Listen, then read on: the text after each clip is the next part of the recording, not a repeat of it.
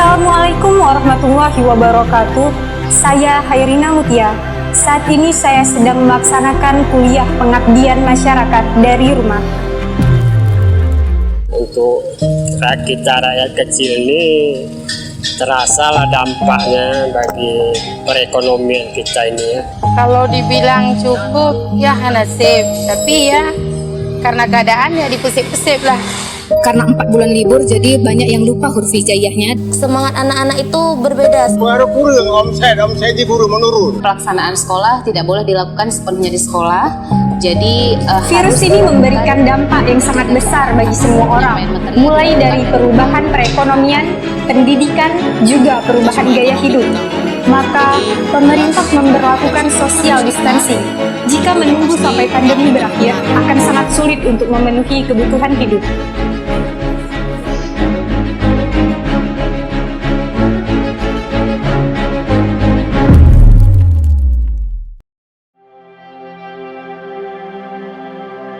COVID-19 adalah virus yang sangat mematikan. Hampir semua negara di dunia terdampak. Salah satunya adalah negara Indonesia. Di Indonesia, kasus positif COVID mencapai 1,49 juta jiwa. Angka kematian akibat terpapar COVID-19 sampai dengan saat ini mencapai 40.166 jiwa.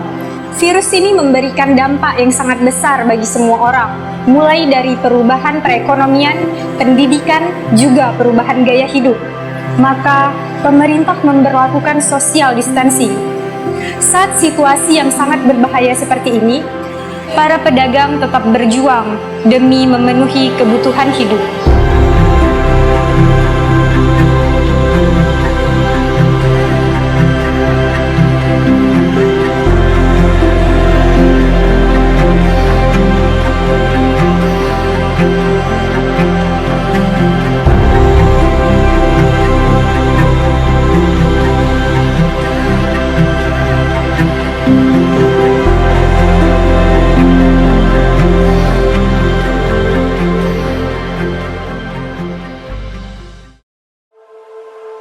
Apa pengaruh COVID dalam pekerjaan, Bu?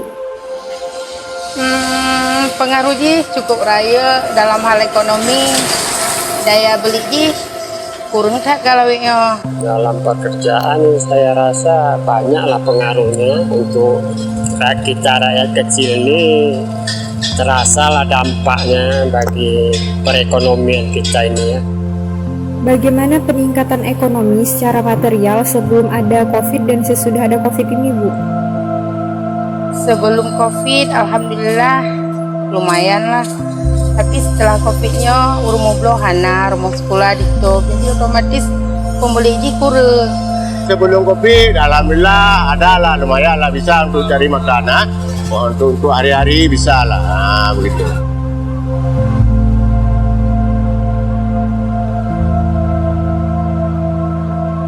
Apakah penghasilan saat corona ini cukup untuk kebutuhan sehari-hari? Sebelum COVID kita bilang adalah peningkatan sedikit daripada COVID ini ya kan. Kalau dibilang cukup ya nasib, tapi ya karena keadaan ya dipusip-pusip lah. Kalau kita bilang cukup ya tidak cukup juga pendapatan kita kan, karena target kita ini kan tergantung kepada anak sekolah ya kan. Kalau kita mengharap di pajak ini ya nggak ada lah yang macam nggak melebihin seperti hari-hari biasa lah. Mencari bahan-bahan ini sulit nggak, Bu? Selama corona sangat tak sulit, bahkan lebih mahal dari sebelum corona. Apakah pemerintah ikut membantu, Bu? Ada membantu, cuman hansip dan jika kena juga hansip, cuman ya karena sedikitnya bantuan ya dibisa-bisakan lah. Ada bantuan dari dinas sosial, itulah BLT itulah ya. Masa pandemi, di mana pertumbuhan ekonomi mengalami penurunan di Indonesia. Penghasilan mereka mengalami penurunan yang sangat drastis. Mereka yang tadinya berjualan di sekolah, kini harus berpindah ke tempat lain. Karena jika menunggu sampai pandemi berakhir, akan sangat sulit untuk memenuhi kebutuhan hidup. Berdasarkan data Pusat Badan Statistik, jumlah penduduk miskin di Aceh mengalami kenaikan pada periode Maret 2020 sampai dengan September 2020. Jumlah penduduk miskin di Aceh naik dari 14,99% menjadi 15,43%. Virus ini tidak hanya berdampak pada penurunan perekonomian saja, tetapi juga pada pendidikan, di mana diberlakukannya sistem pembelajaran secara daring di Aceh. Di Aceh, kegiatan tatap muka sudah berlangsung sejak Januari 2021. Sekolah yang memberlakukan tatap muka ini wajib mematuhi protokol kesehatan. Salah satu sekolah yang ingin kami telusuri adalah sekolah SDIT Almarhamah. Bagaimana proses pembelajaran saat pandemi COVID-19, Bu? Setelah munculnya wabah COVID-19 ini, kami menerima surat edaran dari Kementerian Pendidikan dan Kebudayaan nomor 4 tahun 2020 bahwasanya pelaksanaan sekolah tidak boleh dilakukan sepenuhnya di sekolah, jadi harus dilakukan berjaga jarak ataupun penyampaian materi dilakukan dari rumah. Ada beberapa metode yang kami lakukan dan kami terapkan di SDIT Almarhamah ini. Yang pertama adalah metode daring, yang mana metode daring ini menggunakan handphone ataupun Android. Yang kedua ada metode luring yaitu metode tanpa Android, yang mana guru menunggu murid secara bergantian di sekolah ataupun guru berkunjung ke rumah murid. Apa saja kendala yang Ibu alami saat mengajar pada masa COVID-19, Bu? Semangat anak-anak itu berbeda seperti antara saat dia belajar langsung dan belajar daring gitu. Apakah anak-anak mendapatkan bantuan kuota gratis pada saat pembelajaran secara daring? Iya, tentu para peserta didik dan seluruh pendidik di SDIT Almarhamah Langsa menerima kuota bantuan dari pemerintah. Itu biasanya kami para guru memberikan solusi berupa Zoom meeting. Jadi kan kalau di sekolah kan terbatas tuh waktunya.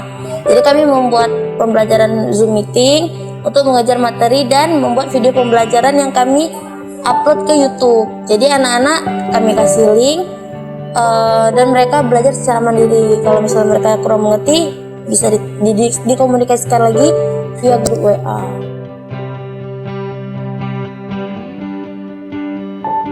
Bagi Ananda yang berada di SDIT Almarhamah Langsa yang khususnya tidak memiliki Android, kami memintakan guru-guru di sini untuk melakukan metode home visit, ya, yang mana metode home visit ini adalah guru berkunjung ke rumah siswa dan mendapat materi pembelajaran di sana, ataupun sebaliknya siswa yang berkunjung ke rumah guru untuk menerima bahan ajar ataupun materi pembelajaran.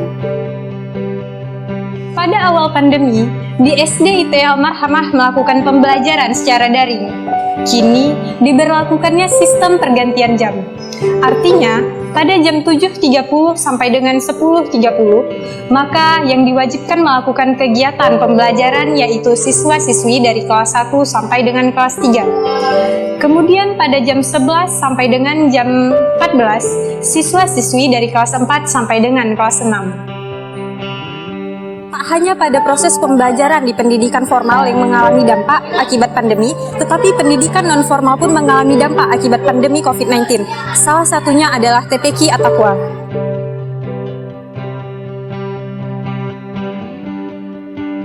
Selama daring ini kita pernah berhenti, yaitu dari bulan Maret 2020 dan selama 4 bulan ke depan. Kemudian selama 4 bulan kami tutup, kami buka kembali. Bagi anak Iqra, karena 4 bulan libur, jadi banyak yang lupa huruf hijaiyahnya. Dan bagi anak Al-Quran, ketika libur 4 bulan itu banyak yang macet ngajinya.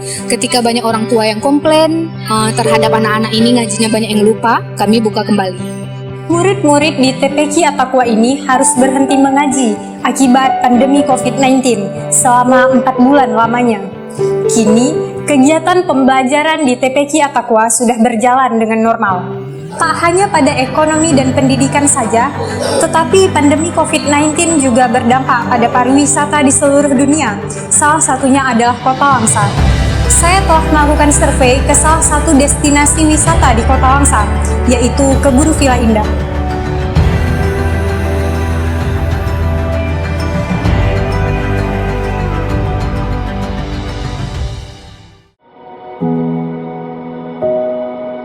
Kita semua ekonomi terganggu. Jadi jelas kalau memang dari sektor pariwisata itu udah pasti mengalami penurunan gitu.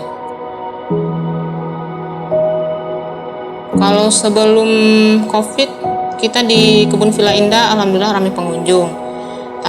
Dan sesudah ada COVID pun ada pengunjung, bukan nggak ada, cuman yang mengalami penurunan.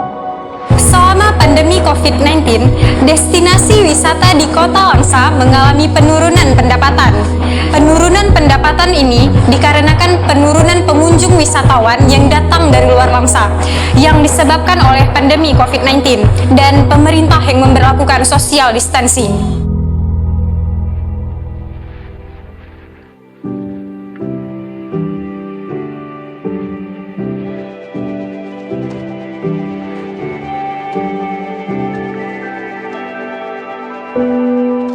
Semoga pandeminya kan bagah hanali, jadi ekonomi di jadi stabil loh. Supaya anak-anak pun sekolah kita ini lebih intensif lagi kan, tidak ada keluhan masyarakat nih.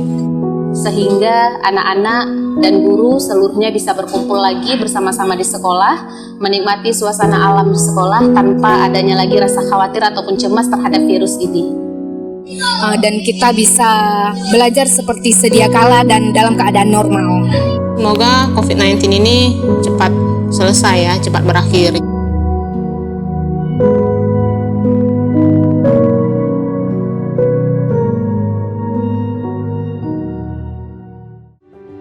Ada beberapa poin penting yang harus dilakukan pada masa pandemi COVID ini.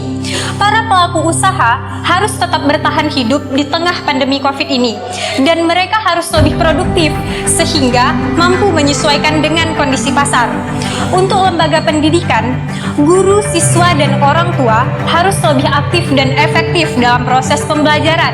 Dan yang paling penting, untuk menghadapi new normal, kebersihan dan kesehatan adalah prioritas. Saya Hairina Mutia, Assalamualaikum warahmatullahi wabarakatuh.